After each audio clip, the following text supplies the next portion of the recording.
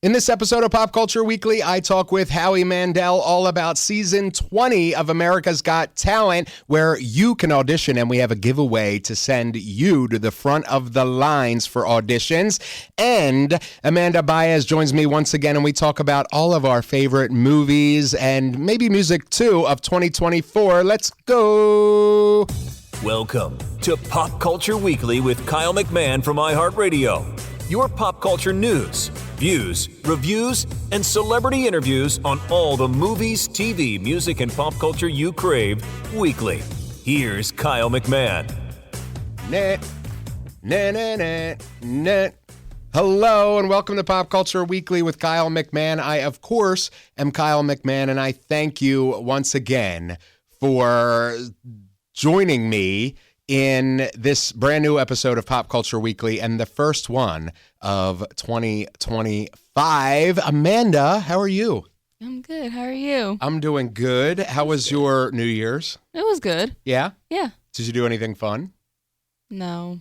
I didn't. I just stayed home and watched movies and, just did that kind of stuff. Okay. And then how was your Christmas?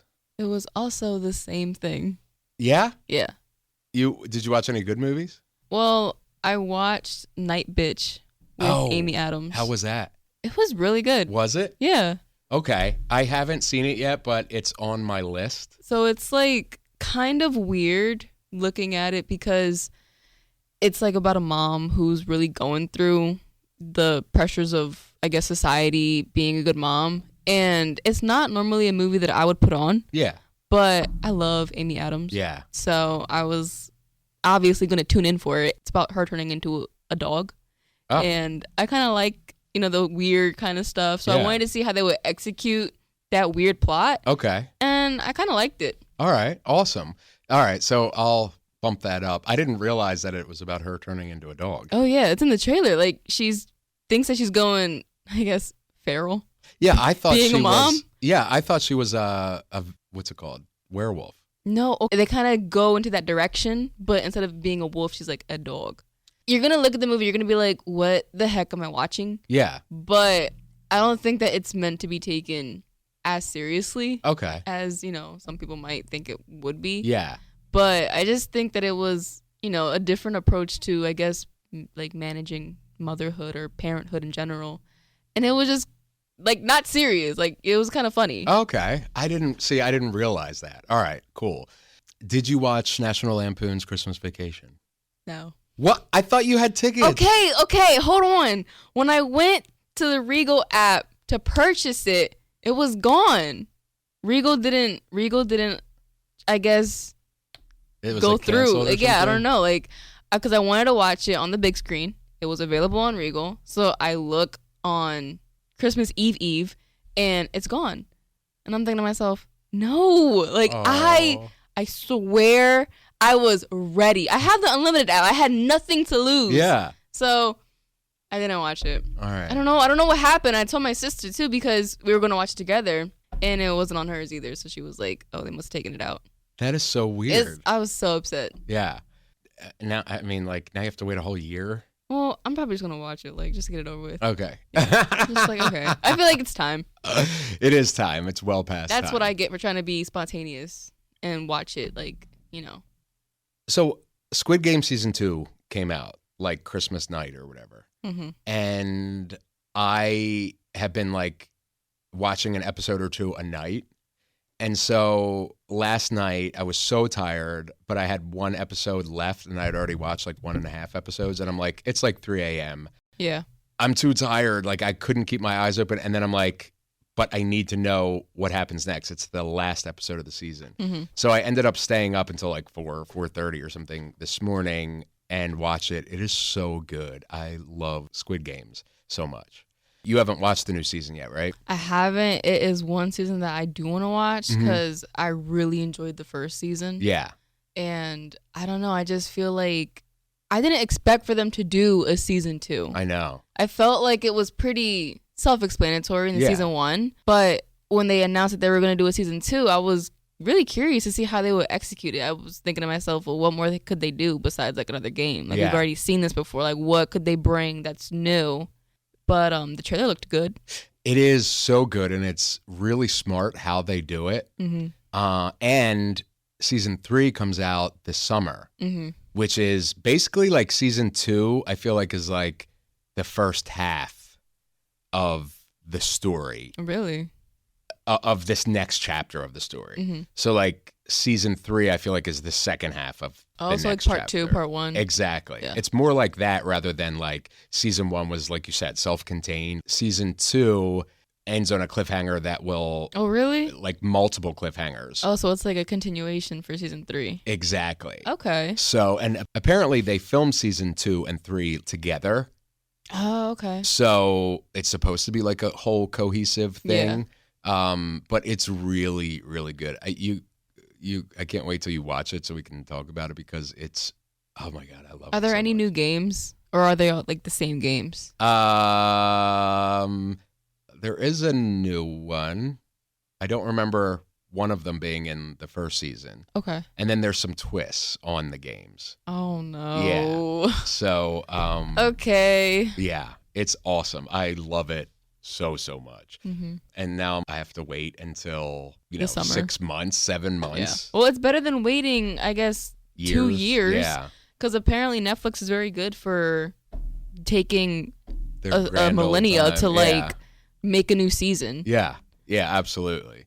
All right, so I have an interview with the one and only Howie Mandel, which will play in the second half of the episode. But you and I are going to start off with the best of 2024, particularly movies. I have a couple of albums, but we're really going to focus on the best movies of 2024. Okay, good. Because I probably have one album Yeah. that really stood out to me this year. Yeah, I don't have many, but I have a few that I feel like I have to throw out. Yeah. So, all right, here we go. The best of 2024 in movies.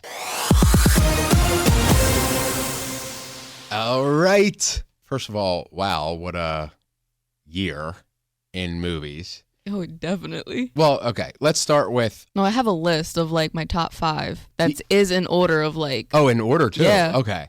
I didn't put mine in order because I don't know that I can. No, I can. Okay. I can put mine. All right. So, what is your number 5? Okay.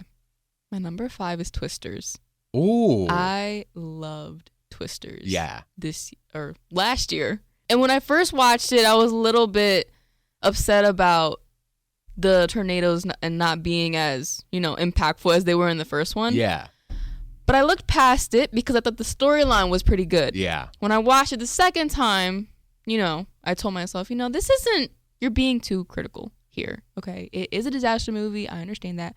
But the storyline, the acting, like everything was just, I don't know. When I rewatched it again, I found new beauty in it. Okay. And I really liked it, how everything was executed. Yeah.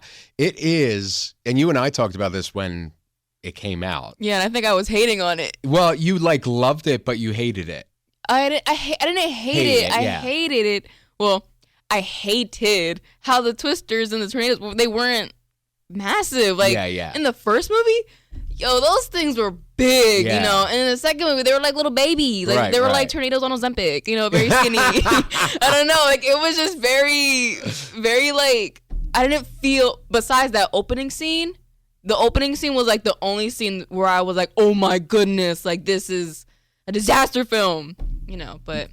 Yeah, it really is a good movie. And it, for me, I saw it in 40X. I think I told you that. Oh man, that's what I wanted to do. It was really cool in 40X because it was like you're shaking, there's wind blowing in your face, or you're like getting like mist at your face. It was like you're in there. Cool. Yeah, it was awesome. So that was a cool experience. And I do appreciate, like you're saying, how it had more like of a heartfelt story than the first one. It did. So it was like, there was more like character development and story development in Twisters, where Twister was like your traditional, like, the story doesn't really matter. Let's just see stuff explode and stuff. Yeah. Where this was like, we have some explosive things and we have destructive tornadoes, but like we also have a story here too. Yeah. Yeah. We That's have a good people one. trying to get past like trauma and people trying to like, grow. And It's just, I felt like more connected to the characters Yeah. in the sequel versus the first one, which I love the first one, obviously, but I do have to say that, in my opinion, I think the second one has, a bit more, storytelling than the first. I love that. All right. So for me, now these aren't in any order for me. Okay. And I have a top 10. I'll only do the top 5 just to match you. Okay. But my full top 10 you can see at popcultureweekly.com or on my Letterboxd. And there's a link, by the way, in the show notes to both my Letterboxd and to the article that has my top 10 films of 2024. But my Letterboxd is Kyle McMahon. Kyle_McMahon. What's yours? Mine's is Amanda Lis Baez. LIS, right? Yeah, LIS. Okay. All right, awesome. So you can follow Amanda on Letterboxd as well. All right. So my number 5, but again, these aren't in any order necessarily, Okay. is Late Night with the Devil. Okay. Did you see Late Night with the Devil? No. Oh, my God. I probably haven't seen nothing. So Late Night with the Devil is so good. Uh-huh. And it is, I don't want to say a low budget like in a bad way. It's a low budget horror movie that it's from Shudder, our friends at Shudder. I love Shudder. Shout out to Shudder, the horror streaming service. But it was released theatrically, and I was so excited to see it. It's basically like the whole movie is a live television broadcast from 1977 on Halloween night. Oh. Yeah, and so that's like you're watching basically this live television special of this talk show on Halloween night. That's kind of cool. It is really cool, and he ends up having the host, who is played by David Dastmalchian. I hope I said his name right. Who plays Jack Delroy, the host. He has various guests on his talk show, and one of them is like that brings on like a possessed guest or something, like to do like a possession live on TV, and it goes from there, and it's really, really good. Wow. But I am a huge fan of like those kind of kitschy television broadcasts, and it puts you right in that. You feel like you're in the 70s. You feel like you're at home watching this live television show, talk show, late night talk show on Halloween. It's just so That's a masterfully different take. done. Yeah. That sounds so interesting. It really is. It's so good. You can watch it on Shudder, which is amazing if you don't have it. Shudder is the streaming horror service from AMC, and I love Shudder. They have so many good films, not just a great catalog, but they have so many Shudder original films like Late Night with the Devil that are just treats for horror fans. It's also on AMC Plus if you have that or want to check it out. So that would be my number 5. Okay. Yeah. What's your number 4? My number 4, I had to put a Disney movie on here because I love Disney, and I really love Moana 2. Okay. Moana 2 was just, first of all, Moana is one of my favorite Disney characters, if not my favorite Disney character. So when I found out that they were going to be doing a second movie from her, I was so excited because I love her story and I love everything that, her story represents in her. And I think that I just relate to her so much. So when I saw Moana 2 in theaters, it immediately was going to be my number, in my top 5. Okay. Like I didn't care. This movie's going to be in my top 5 no matter what. Like no matter what they do, I just love her. Like they could never ruin Moana for me. And was it as good as the first one? No. Okay. But it don't matter. It's Moana. I love the first one. The first one just is so nostalgic to me. Yeah. It's just the first one, number 1, has music by Lin-Manuel Miranda, which I love that man. Yeah. And he wasn't involved in Moana 2 because I believe that he was doing music for Mufasa. Which I just saw and I was not a big fan. Yeah, I've heard that. I've heard mixed reviews about it. But a lot of people are upset because he didn't do music for Moana 2. Yeah. And you can tell. I think there's like maybe 1 to 2 songs that I really enjoyed in Moana 2, but in the first one, it was like bop after bop after bop. And you could really tell that Lin wasn't involved. Mm-hmm. And I love Lin-Manuel Miranda. Like, I'm one of his biggest fans. Like, Lin, I love you so much, bro. Like, I love you. And I was really upset that he wasn't in the second one, but it's whatever. Yeah. Crime. I've never seen Moana. Oh my goodness. I know. It is such a beautiful movie, and it will make you cry and think about life. Really?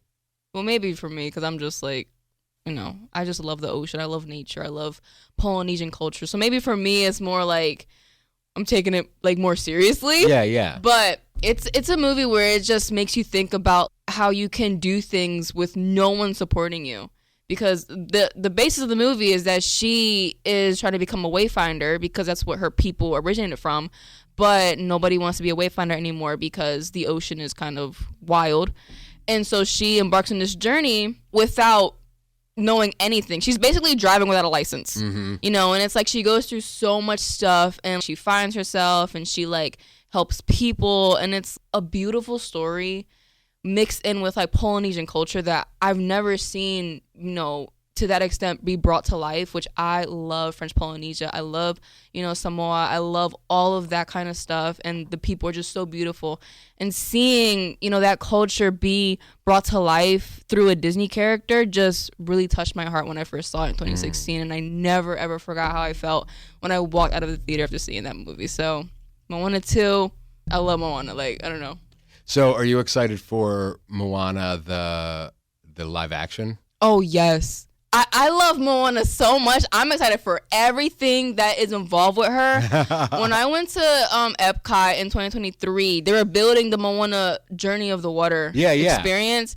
And I was close to tears because I wanted to go see it so bad. Aww. And it's like, oh my goodness, I don't know. And I see all these things about it, like, because it's open now.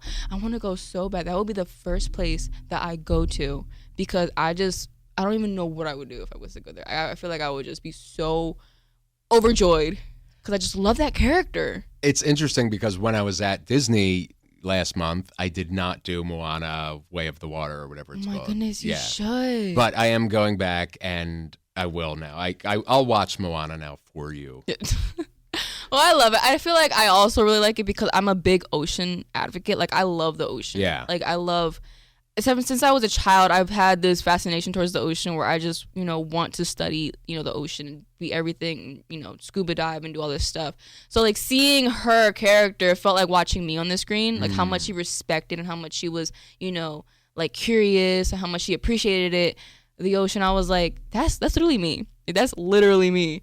So I was like, it was like seeing me on the screen, as cheesy as that sounds. No, but I totally get it. I was like, this is just such a cute story, and I don't know, I just love that. So Moana 2 was definitely one of my highlights for this year. Even though a lot of people didn't, take a liking towards it because of the music. For me, the music is a big part of Disney, but I like the storytelling also. Yeah. And I feel like the storytelling did make up for it. Okay. All right, cool. So you have sold me on Moana 1, so I will watch it. It took me years to see Coco. I told you I just watched it. Coco is I feel the same way about Coco. Like, I love Coco. Yeah, me too. Like, Miguel, Hector. Yeah, when I first saw that movie, I was a wreck. Yeah. I was a wreck, man. Yeah, it's like one of my all-time favorite movies ever now. No, it should be. It's so beautiful. And the meaning is so beautiful and just everything. The visuals is so beautiful. Like, and I feel like Miguel is somebody that a lot of people can relate to as well because, people have, issues with their family and pursuing what they want to do. So it's like, a movie where I feel like a lot of people could see themselves in. Yeah, absolutely. It's so beautifully done. All right.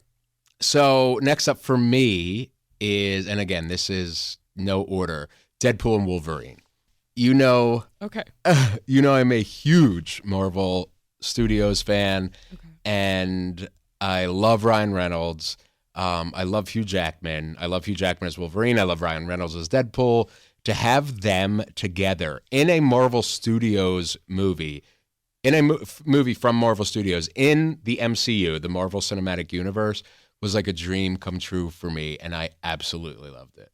That was my number one. Is it? Yeah. Okay. That was my number one. So it was like Deadpool Wolverine was my favorite movie that came out in all 24. Yeah. Like that movie, I watched that movie in theaters with my sister, and I loved it. Yeah. It was so freaking funny. Yeah. Like it was just everything that I ever thought a movie about those two characters could do. Yeah. It was done. Yeah. It was done amazingly. And I was like, hey, this movie is like, I think this movie is my top. Like, I don't know. Like I was making my list and I was thinking about the movies that I had the most fun watching, the movie that I never felt bored in, and that, you know, Deadpool Wolverine, that's my number one. Yeah, I actually saw it twice in like 24 hours.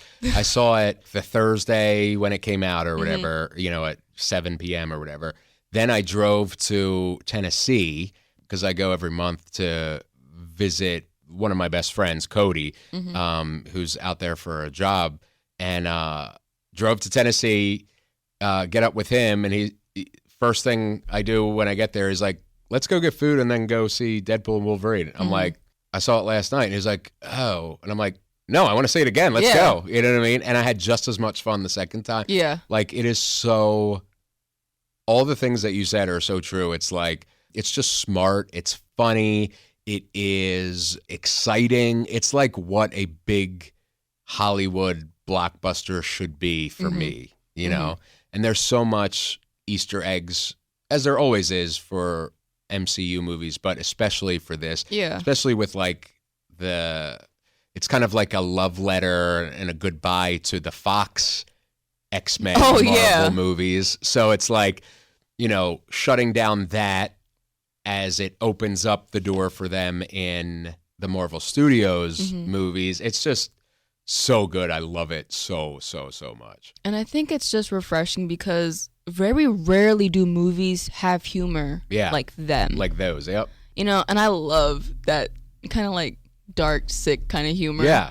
And it's, you know, they make it work so well, and it's just so funny because it's not done a lot. So when you do find a movie that is not afraid to, you know, tell jokes that, you know, are not really told, it's extra funny, and it makes it more like, oh my goodness, like you guys really did that, and it works because your character is literally, you know, like that. So it's just, I don't know, it's just so refreshing to find a movie that is like that, and also with two characters that everyone loves, including myself. It's like, I don't know, like that movie would be movie of the year in my book. Like, I don't know, like, that movie is just so freaking good. It's, I mean, if I had to place them, especially going by like how much fun did I have at the movies in regards to like watching it on the big screen, and it would be that. Yeah. Yep.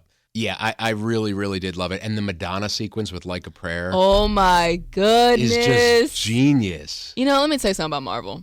I was a massive Marvel fan for the Infinity Saga.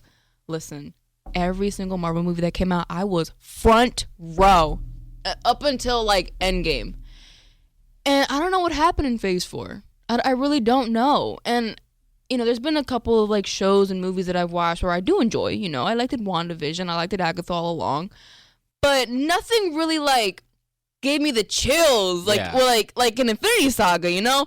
Except for Deadpool Wolverine. Yeah. When I walked out of Deadpool Wolverine, I felt like my Marvel fan was awakened. Yeah. Like, as stupid as that sounds, like, it felt like old times. Yeah. Like, if I don't know if it's because these characters are like, you know, associated with the old times or what, but I just haven't felt that like connection or that like interest in Marvel with this, you know, recent phase, except for like Deadpool Wolverine. When I walked out, I was like, this is Marvel's back. Like, I don't know. I was just so excited. Like, I don't know. I was so happy. Yeah, the whole sequence with Like a Prayer, I just think it's so genius. Yeah. Like, just how they married that song, which is an iconic song, and the I feel like, you know, it's not really spoilers at this point because I feel like everybody's seen it, you should have watched it by now. Yeah, it's just genius the way they marry Like a Prayer with the action that's going on screen, and like you're just like the camera work, exactly. like the spinning. Oh my goodness, I couldn't. Yeah, it was incredible. It was an outer body experience. It really I was. was like, oh my, no way is this happening right now. Oh my God. Yeah, I loved it. So, all right, cool.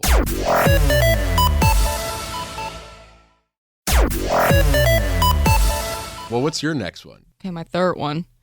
I'm going to get so much hate when I say this movie because everybody hated this movie. But my third one that I liked it was Joker 2. Really? Yes. I haven't even seen it. I loved Joker 2. And I know everyone's going to hate me for it because everyone hates this movie. But as for me, in my household, I loved it. I loved Joker 2. Let me tell you something. That movie was so good to me. It was a musical, which I wasn't fond of, I will admit. But I'm not going to make that my whole personality. Right. You know, I'm not going to be like, it's a musical, bye. Yeah. No, I'm going to give it a chance. I'm going to be open-minded. And I'm going to look at it and think, okay, what are they offering me here? And I liked it. I enjoyed it. I had no problem with it. The songs weren't even that bad, in my opinion. And I'm going into Joker 2 with my sister. I watched all my movies with her. And we both see, like, the terrible ratings. Everyone's hating it. And we're like, I'm not even excited to see it no more. And we're going in there just to watch. Like, we're so discouraged. Like, you know, it's starting. And then we're just like, what the heck is this? Like, whatever. And then the first song plays. And I'm listening to it. And I'm looking at the scene. And I'm looking at my sister. And I'm like, it's kind of good. Where's the bad? And, my sister's like, it's probably coming. Don't worry about it. So we're like, expecting it to get bad, but it's like, it's good. I'm like, I don't understand the hate towards it, but I understand that people, they really are particular about their superheroes and their supervillains. So it's like, I get it, but I was looking at it as a way of like, it wasn't about Joker. It was more so about Arthur Fleck, who was portrayed as Joker. Yeah. So I don't understand if people thought that it was going to be a movie about Joker or like, him embracing it to the full, but I went in there expecting it to be a movie about Arthur Fleck, and that's exactly what it was. Okay. It was more so geared towards Arthur Fleck and like his life and why he did what he did in the first movie and his trial and everything. And that's what I expected. I was like, okay, Joker is, part of him, but I think that this movie is going to be about, just Arthur just going through, what he went through and explaining why he did what he did, and that's exactly what it was. But I loved it. I don't know. The storytelling was good to me. I love the trial scenes because I love trial stuff. Like I love like jurisdiction stuff. So it was, and I love Lady Gaga. So I was like, I love Lady Gaga. Everybody hated her, but I loved her. I love you, Lady Gaga. Don't worry. I love Lady Gaga. I loved the Joker, the first one. I don't know. I was just like, meh. I don't know. But you're so passionate about it that I'll watch it now. You're probably going to hate it. Like, everyone hates it. Like, I don't know. I liked it.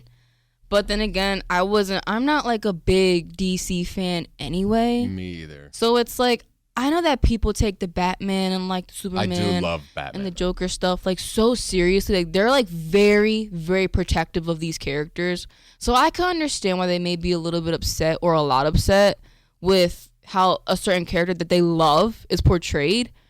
But I feel like it was more so a story about a guy who was just really lonely and depressed. Yeah. And that's what I went into the second movie thinking it was going to be about. Not really, like a superhero or villain movie. Yeah, because, like, I'm not going to lie. If I went into the movie thinking it was going to be about Joker, like, the Joker, I would have hated that movie. Yeah. I'd have been like, this movie is ass, But I don't know. I thought it was going to be about Arthur, and it was. And I was like, this is a sad story, This is just like a sad drama. Yeah. But I like sad dramas. Right. So it's like, okay. But yeah. All right. Well, you've convinced me on that one, too. No, you're going to hate it. But no, Moana and Joker. Joker. How do you say it? Oh, I don't know. I just say Joker, too. A lot of, like, I'm looking at my list, and all of my movies that I like, except for Deadpool Wolverine, are all sequels. Twisters 2, Moana 2, Joker 2, and my next one's going to be a sequel. Okay. And I'm like, man, the year of the sequels. I normally hate sequels. So I'm like really surprised to see me writing this heavy for sequels. Okay. Well, I'm going to tell you mine, and I wonder if my next one, and I wonder if it's going to be your next one. Inside Out 2. Oh, no, it's not. Oh. It's not. I haven't watched it. No. I haven't watched it. Have you seen Inside Out 1? Yes, I have. Oh my God. Did you like it? I loved it. You've got to see Inside Out 2. I know it's that movie where it's like I'm gonna watch it soon. I never watched so it. good. And Anxiety is like the new character. Mm-hmm. In I know Inside the Out new 2. characters. Yeah, well, that's like me. Yeah. Like I'm literally the Anxiety character. Yeah, I feel like I'm the purple one. The mopey one. Yeah. I forget. The new one. Oh, The purple one. Yes. I feel like the purple one would be me. And new. Yeah. He just always, or they, I don't know, it's a boy or girl. She just always seems like, just getting through life. Yeah. And I feel like that's my motto. Just getting through life. Less I. Yeah, like. Yeah, I just loved it. It expands obviously the world of Inside Out, and then it is so beautifully done. Like it's beautiful to look at. The story is so tight. It's hysterically funny. You care about the characters. You care about the emotions, literally. Yeah. And it's just so amazingly done that it's absolutely one of my favorites of the year. Mm-hmm. I've heard a lot of good reviews on it. Yeah. I don't think I've heard many bad reviews, if not any at all, from the people that have watched it. You've got to add that to your list. So now you have Christmas Vacation. Oh my goodness. You have Late Night with the Devil, and you have Inside Out 2. Oh my goodness. Oh my goodness. Get to getting. What's your next one? Okay. I'm very passionate about this movie. Okay. Smile 2. Mm. I am obsessed. I'm obsessed. There is not a movie that had me more obsessed besides Deadpool Wolverine than Smile 2. Really? Yes. Have you seen it? I have not. Oh my goodness. That movie messed me up so bad. Like, I love psychological thrillers and horrors. And Smile 2 in particular was just one of the movies that I watched in the theater where I literally was just, my Apple Watch was telling me to breathe every 5 seconds. Like, I don't know. I just love that movie. First of all, I love Naomi Scott. Naomi Scott's acting performance in that movie had me in a chokehold. Like, she just looked so terrified, and she just portrayed that emotion so well. I don't know. I have never seen her act that way. She needs to win something. Like, when that movie ended, Don't tell me.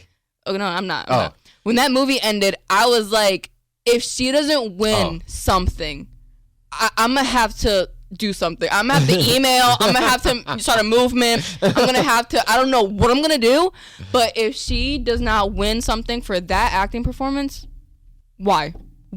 Like, that movie was just so freaking good to me. And I don't know, like, that was definitely one of the highlights of my year. Okay. So obviously you saw Smile 1. Yeah. And which I actually didn't like that much.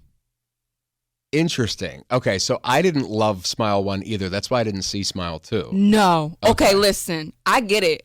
Smile 1, it wasn't that good. Let's be honest. But when people say that Smile 2 was better and scarier, no, it is true. Because I went into the movie theater thinking the same thing with Joker. I was like, okay, I didn't like Smile 1. Like, I'm not going to like this one. No. This movie does a whole 360. Like, it is so freaking amazing the way that they told this story. The story is more, in depth. I don't know, like, it's very interesting because Sky Riley, the main character, she's a pop star. And she's a pop star that has this curse, so it's like she's trying to manage her tour life and, her fame while going through this, which I feel like is such a unique take versus like a regular person. Like, no, this is a influencer. This is like an icon in the society that she's in. Yeah. So it's like she's very well known, and it's like she's spiraling out of control, and it's like, I don't know, like when she does things, you're more like, oh my God, how's the public gonna react to that? Versus like if a random person wants to do it. You're like invested because of the angle. Yeah. Okay. Yeah, it is a unique angle. Yeah, and it's like so freaking interesting how she did it and how Naomi Scott portrayed a character. I don't know. It was just, I love that movie. I watched it like 3 times, and I'm still in awe of her performance. But it's good. You should watch it. I actually like will. Tonight. Like, watch it. Okay. Like, it's that good. To me. Yeah, no, I get it. And the music is great too. All right. Because they actually has like have you seen Trap by Yes, M. Night Shyamalan. So you know how Lady Raven has like songs and Yeah. stuff like that? It's the same thing. So Sky Riley has songs also that I really like. Okay. You know, so she's like a little pop girl. You know, and she kind of reminds me of like a Lady Gaga. So she's kind of like spunky and she has like cool outfits and like her aesthetic is kind of cool. So it's like the music is good, you know, very pop, very like 2000s kind of vibe. And it's like her style is just so like rock star kind of, like, I don't know, like she's just such a cool character. Okay. You know, I don't know. I was just so invested. I don't think I've ever been that invested in a single person storyline in a movie in a while. Oh, that's dope. Honestly. Okay. Like, I don't know. I love that. All right. Well, I'm adding that to my list now too. Yeah. All right. So next up for me, Longlegs. Oh, I didn't see that one. Oh my God. But I hear that my friend watched it and she really liked it. It is, I don't want to say straight up terrifying. It's terrifying, but not in like your typical horror way. It's more terrifying, like unsettling, disturbing, sticks with you. You know, Friday the 13th franchise, like I'm a huge Jason Voorhees fan and a huge Michael Myers fan. But like for me, those end, the scariness ends when the movie ends. Longlegs is like, ew. It's just that type of thing that, first of all, I didn't know that Nicolas Cage was in it. It was, I want to say. Isn't he the villain? Yeah, but I didn't know that. Yeah. He does not look like him at all. Yeah. The makeup is crazy. And it was like when I left that I'm like, the actor, whoever that was, sounds familiar. But I know that voice, but you couldn't put it together. So then when I looked and I'm like, wait, no.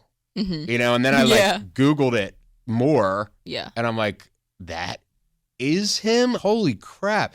It is, you like true crime stuff? Oh, I love true crime. So it reminds me of like a fake true crime thing. You know what I mean? Yeah. It's like that kind of vibe, but it's very unsettling. It's very disturbing. It's very, is he outside my window? You know what I mean? Like, is he like a real person? In real life? Yeah, no, like he's a serial killer, right? Yes. Okay, so is it like a real person? Oh, yeah, it's not like a ghost or something. Yeah. You know, it has to do with the occult. And this FBI agent is kind of following these kind of clues that he's leaving for her. Oh, he's leaving them for her? Yeah. Oh, snap. It is. So it's nothing like supernatural. It's just basically like true crime, like a real person. Kind of. Yeah, exactly. Because I thought there was some sort of supernatural aspect to it. I mean, not that I remember. Okay. And it's written by and directed by Osgood Perkins, who's like one of my new favorite creatives in the industry. He has directed and wrote Longlegs. He did an episode of The Twilight Zone back in 2020. Gretel and Hansel. I don't know if you saw that one. Oh my God. Wait. I literally just watched a Hansel and Gretel movie. Was it Gretel and Hansel? No. I think it was Hansel and Gretel. It was like it was stupid. It was like a 2008. Oh, no. This is 2020, and it's very creepy and weird and disturbing. I haven't seen that one. It's a good one, Gretel and Hansel. But he directed that.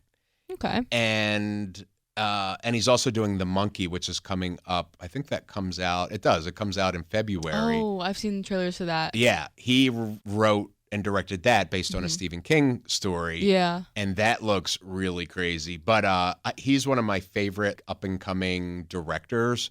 I really love him. And if you are into true crime, if you're into horror, if you're into serial killer stuff, it is really, really good.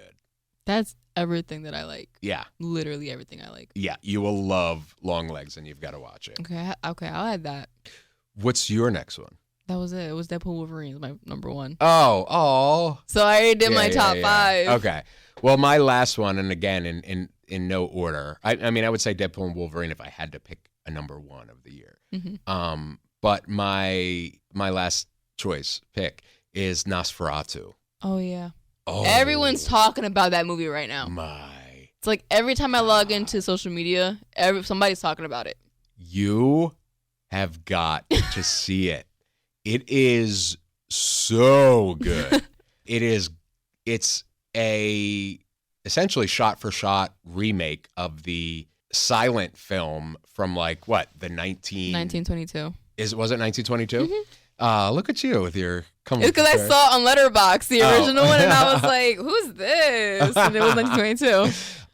It is like a shot-for-shot remake of it, but it kind of expands the story in some ways, and it's gothic horror. Mm-hmm. And the actual original silent film was basically a knockoff of Dracula.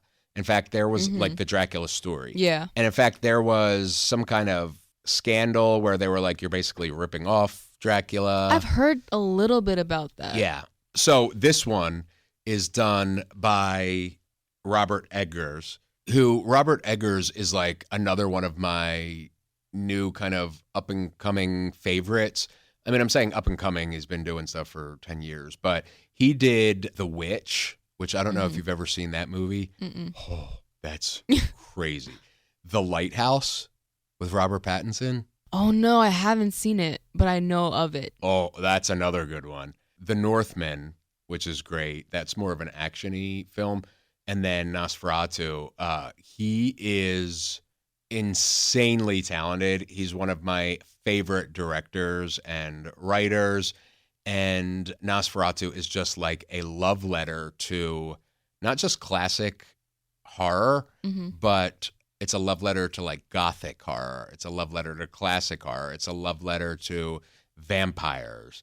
It is so beautifully done and insanely good that, oh my God, it's just so good. Bill Skarsgård, who, he's Pennywise. Yeah. And I love him.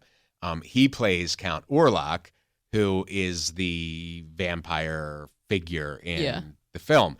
And basically it's about this real estate agent in the 1830s, Thomas, who travels to Transylvania to meet with Count Orlok, who is essentially going to be maybe his client. So Count Orlok is interested in buying property. And so he's a real estate agent, so he goes there to discuss with him about buying this property. Okay. And it goes from there, and I screamed 3 different times in the theater. No way. Like a little biatch. No way. Yeah. I was like, ah! Like 3 different times. Oh my God. It is really scary. And people online are talking about Count Orlok's dong. I don't know if you've seen this. What? Yeah. Because there is a scene. The only things that I've seen on social media is the main character girl just having seizures. That's it. Oh, okay. That's all Lily I've Rose seen. Depp. That's all I've Johnny seen. Depp's daughter. Yeah. Yeah. That's all I've seen is just like people making memes of her. Yeah. Here is Nicholas God. Hoult with, I What guess, the heck? a cutout of the dong. I don't know. It's not even his dong, so I'm confused about that. And Andrew Taylor Johnson is in it, who I absolutely love him. Yeah. I love the whole cast. Willem Dafoe is in it. Lily Rose Depp, Nicholas Hoult, Bill Skarsgård, Aaron Taylor Johnson. Willem Dafoe is in it, who he's amazing. He plays a great character too. It's just so good that nom nom nom nom. Why is it called Nosferatu? Nosferatu is the Romanian word for vampire. Oh, okay. Yeah. It's so good. Oh my God, it's so good. I love it. That's one I'll be buying on 4K, like the Blu-ray. Really? 4K. Yeah, because it's one that I'll want to watch on a 80-inch screen with surround sound in my house in like the best quality possible. Like it's that good. So that is my last choice. Didn't you have like 5 more? Yes, but they are exclusively on the blog and on my Letterboxd. Okay. Because, Why not? Exactly. Why not? Go find it. Exactly. Go find it, guys. Now, quickly, then I have an interview with Howie Mandel. Yeah. A few albums. Oh, I just got one. Okay. I just got one What's album. yours? Post Malone's F1 Trillion. That was on my list. That is it. Hey. End of discussion. That is album of the year. I don't care what no one says. Post Malone, F1 Trill. I actually had a dream about Post Malone last night. Did you? Yeah, I had a dream he was my brother. It was so weird. I had a dream he was my brother. I don't know. Like, I love Post. You know me and Post Malone. Yeah. And I love him too, but that's on my list too. Mm-hmm. So I have 4 albums on my list of best albums of the year. F1 Trillion, Post Malone. Mm-hmm. Particularly the expanded edition, the long band edition. Oh, always. Has like the extra 9 songs or whatever. Always. Because sometimes when people have like, oh, here's an expanded edition with 10 new songs, it's like filler. Yeah. Every song on the long bed version is awesome too. Oh, yeah. You know what I mean? So, love that. GNX by Kendrick Lamar. Haven't heard it. Mustard!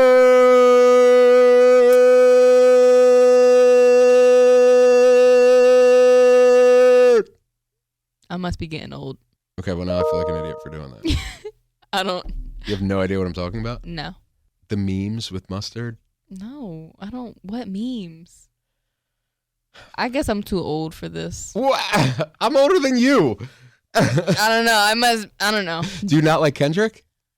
I mean, I've never really listened to him like that. Really? Oh, I think he's a musical genius. Yeah. So I love I've listened to a few songs, but like, you know, it's not like an artist that I ever got really into. Okay. All right. So I can see that then. So me screaming mustard. Yeah, I have no idea what you're talking about. So Mustard is one of the producers of the album. Okay. So in the middle of one of the songs on the album, he just screams mustard for like 5 seconds. Okay. So it became like a meme because Yeah. people were like, mustard. But anyway, the other one for me is Kylie Minogue, Tension 2, which I really do love Kylie Minogue. And I think it's criminal that she is not she's like huge everywhere in the world except for America. Mm-hmm. And remember that song, Padam Padam? Yeah. So that was off Tension 1 last year. Okay. Well, I guess 2 years ago now, Yeah. 2023. Tension 2 has a bunch of bops as well. And I love that, like, it's not often you see like a direct sequel to an album as the next album. Yeah. I mean, it's not often you see a direct sequel to an album anyway, but then to like have one that comes out, their next album is a sequel to that last album. I probably have like a few artists that are like that. Like have like sequels to the albums. Yeah, I mean, it does happen, but like it's not super common. No. But then it's definitely not common to like, oh, I released Tension 1 in 2023 and then I released Tension 2 in 2024. Like you know what I'm back to saying? back, yeah. Exactly. So on Tension 2, there's this song Lights, Camera, Action, which is really great. Mm-hmm. And then this song My Oh My with Bebe Rexha and Tovlo. Oh, I think I've heard that song before. Yeah, that song's a bop. Yeah. And so I really, really love that album. So that's on my list of best albums of 2024. And then Sia released her album Reasonable Woman. Mm-hmm. It was her first solo album in 8 years. And I love Sia as a writer, as a songwriter, as a producer, as a singer. I mean, she has a good voice. She is amazingly talented. And that's like why I think I love her so much, is because not just is her voice incredible, but she's an incredible writer. You know, she's just such a creative person. And so I feel like this album, Reasonable Woman, didn't get like its props like her previous albums did. Like it kind of like fell through the cracks, and that's so criminal to me. But I love her, and that album is awesome, and I'd been waiting 8 years for it, and it finally came. And so Reasonable Woman is my fourth and final top music of the year. There you go. Now, finally, and I'm totally putting you on the spot for this, was there any TV that was your favorite of the 2024? I really liked House of the Dragon. Okay. The Game of Thrones prequel. Yeah. And I really enjoyed Agatha All Along. So mine was going to be Squid Game Season 2 and Agatha All Along. I loved Agatha All Along. It is so good. That show, oh my goodness. Yeah. I don't even know. Chills. Yeah. Chills. Like, I just love that show so much. And I don't know. I love Agatha as a person. Like, her personality is just so funny and so quirky. You know, like, she's just... There is no woman in the MCU that's like her. No, not at all. And she doesn't break the fourth wall as much as Deadpool does, but she reminds me of like a witchy female Deadpool. Yeah. With like that same kind of humor. Exactly. And personality. Yep. Yeah, I love her. So, Catherine Hahn, nobody could have played Agatha as well as she does. No one. And I can't wait to see what happens with her in the MCU going forward. Me too. I love Agatha all along. I love the whole thing. It was so smart. It's my second favorite MCU show along with WandaVision. We're the same person. Yeah. Because WandaVision's also my first. And then Agatha all along is right in second. Yep. I just love... Well, I feel like I have an emotional attachment to Wanda because she was the one... The Maximoff siblings were the ones that got me into the MCU. Okay. So I got into Marvel because of Age of Ultron. I really liked it, the twins. Yeah. So I just feel like I've loved Wanda since Age of Ultron. And back when she had an accent. Back when she had an accent that I am still so bitter and pissed that they don't let her do anymore. Oh my God. Because I feel like Wanda is such a menacing character that her accent would make her like 10 times more like scary. Yeah. You know what I mean? Yeah. Like, I don't know. Like, but here she's talking like a suburban mom. No. Like, give me the, you know what I mean? Yeah, I do. I absolutely do. But I don't know. Like, Agatha all along, just everything was just, the storytelling was just so good. Yeah, it really was. I just loved it. And I love Aubrey Plaza too. Oh, she's amazing. So freaking amazing. And from Delaware. Yeah. Everybody was just so good. Yeah. Casted in this show. Yeah. I don't know. Even Patti LuPone. Yeah. She was like, oh my goodness, belting out those notes. Yeah. Every even the lady from that 70s show, I forget her name. She was like the garden neighbor. Mm-hmm. You know what I'm talking about? Yes, Mrs. Hart. Yes, Mrs. Hart. Mm-hmm. Yep, yeah. It was just, I love that series, and I can't wait to see what they do next. Yeah, with all of those characters, to be honest. So, all right, we're gonna take a break, and then I have an interview with the one and only Howie Mandel. We'll be back in 60.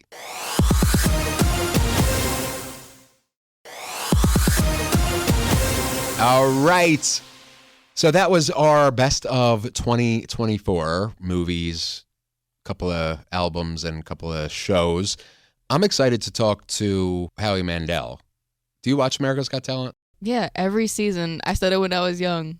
How can you not? Like, you know, there's so many talented people in America. And I heard that Howie might have something for us regarding auditions. I don't know what that's about, but I'm excited to find out. So let's jump right into my interview with the one and only Howie Mandel.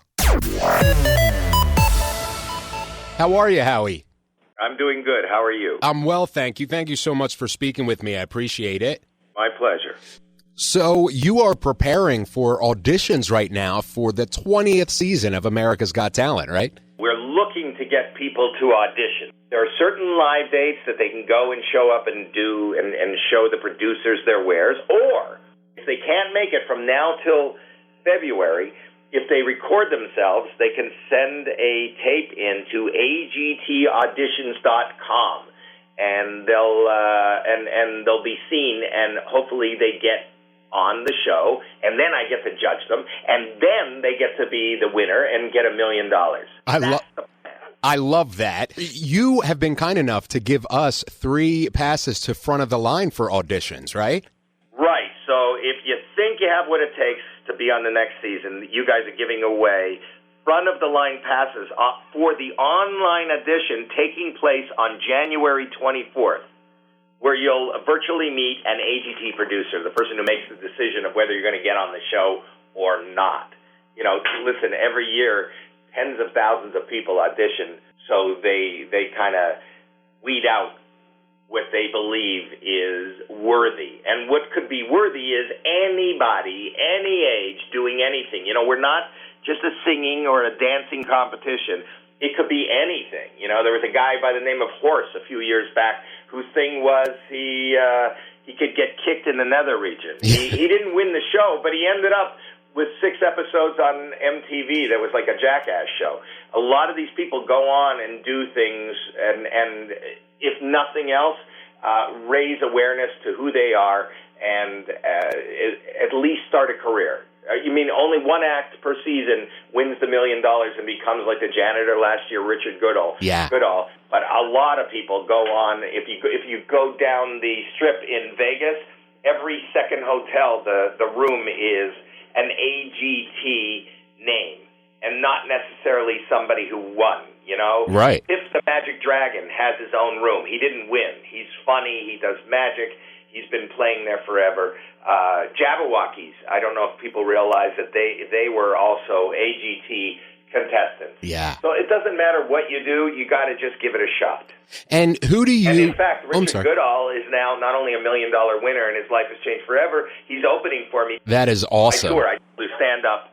I'm touring now. If you want to know where I am, go to HowieMandel.com. I'm touring a lot with Arsenio Hall. Yes. And your tour, you're hitting all across the country. You're going from California to Jersey to Maryland and everywhere in between. Yeah.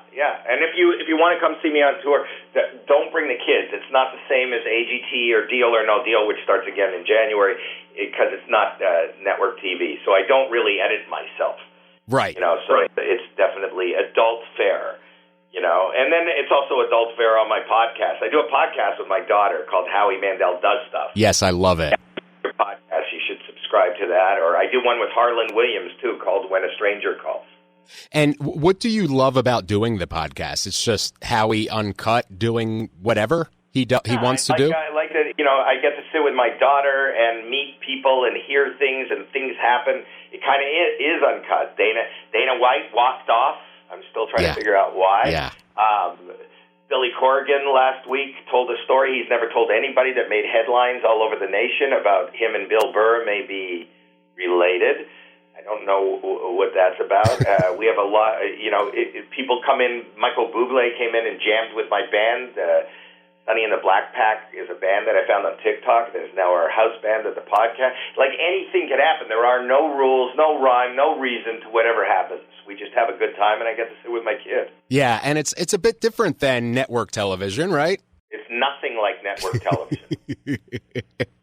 And do you like that, you know, with your career, you do so many different things, from the live experiences on the tour to AGT to the game show to the podcast to all of the things that you do. Are they all just different outlets for different parts of Howie Mandel, the creative? I guess so, yeah. I mean, first and foremost, I'm a stand-up, and that's what I do. And then Howie Mandel, the stand-up, gets to host the show, gets to judge a show, gets to produce a show, and gets to sit with my kid and talk about the show. Yeah, that's awesome. That's awesome. And I got to ask you about Bobby's World. That was such an integral part of my childhood, and I just love it so much. And you had talked at one point about trying to bring it back. How does that stand today? I'm still trying. If you hear of anything, I'm always in talks, and there's always people talking to me about doing things. I have a band on my podcast, Sonny and the Black Pack. We're gonna try to release an album of weird nursery rhymes with Bobby. But I'm always working on that, and hopefully something will come to fruition soon. Yeah, I will be the first in line to watch that. It's just such a amazing show that we need a revival of it, especially today. For you, for AGT, what do you typically look for? Like, because you do see so many kinds of acts, but you also come from stand-up. Do you feel, you have a soft spot for stand-up, or are you able to say, hey, you're amazing, I want you as a singer, or whatever? Well, I have a soft spot for stand-up because I don't think that people realize how much goes into that and how great it is that you can walk out in front of thousands of strangers and millions of people online and make them laugh after you follow somebody who's been hanging, 30 feet in the air and lighting themselves on fire. It doesn't look like it compares, but it kind of feels the same. Yeah. But what I look for is to be surprised. I look for hearing and seeing something that I've never seen before by somebody you wouldn't expect to do it in a way that's never been done, in the way that, Richard Goodall, which is this middle-aged janitor who's been, working his whole life at an elementary school and just singing for the kids, was somebody recorded and put up on TikTok and ended up going viral. We saw it, our producer saw it, brought him on the show. He's never even been on a plane, and now his life has changed forever. I think and then to sit in the room and watch him sing live with Journey was not only his dream come true. You just go, wow! It's a wow moment. So I just look for all these wow moments, and it doesn't have to be music. It could be comedy. It could be magic. It could be contortion. It could be somebody getting kicked in their special parts. It doesn't matter. It's just like something that makes you say wow. I love that. And I got to ask you, with everything that you're doing, what do you do for downtime? Or are some of these things outlets for you for downtime? Downtime is stand-up comedy. I love stand-up comedy. I don't want to do nothing. Nothing is not good. Yep. I don't like quiet. So I'm online either posting on TikTok or Instagram or scrolling through it. I don't have downtime. I don't want downtime. I think sleep is probably downtime. While you're up, send an audition to agtauditions.com. Yes, and go and see the tour dates, howiemandel.com. Go to agtauditions.com and get your video in. And we have thank you to you, Howie, for these 3 front-of-the-line passes for AGT auditions. Howie Mandel, you're a legend. Thank you so much for speaking with me. My pleasure. Howie Mandel. I can't believe that he gave 3 passes to the front of the line for auditions. That is crazy. Like, talk about generous. I know. Look at that. So 3 of you right now can go to popcultureweekly.com and enter, if you think you have what it takes to compete in America's Got Talent, a huge show where so many big performers have come from that are literally playing, on stages across the country right now. Thanks to Howie Mandel, we have 3 front-of-the-line passes. 3 of you can get your chance to get to the front of the line to a producer for your very own audition for America's Got Talent. I can guarantee you an audition, which is pretty wild. Mm-hmm. So I'm really excited about that. You can go to agtauditions.com to get more information, but head to popcultureweekly.com and enter the contest, and I guarantee you that 3 of you will get to the front of the line with producers. It's pretty wild. So, all right, that's our show for this episode. Amazing. Amazing, yeah. Loved it. Recap 2024. 10 out of 10. I give it a 10 out of 10. But I give every episode a 10 out of 10. So. All right. So that's our episode for this week. I will see you next week. We got a lot of cool stuff coming up. I love you. See you next week. Thank you for listening to Pop Culture Weekly. Hear all the latest at popcultureweekly.com.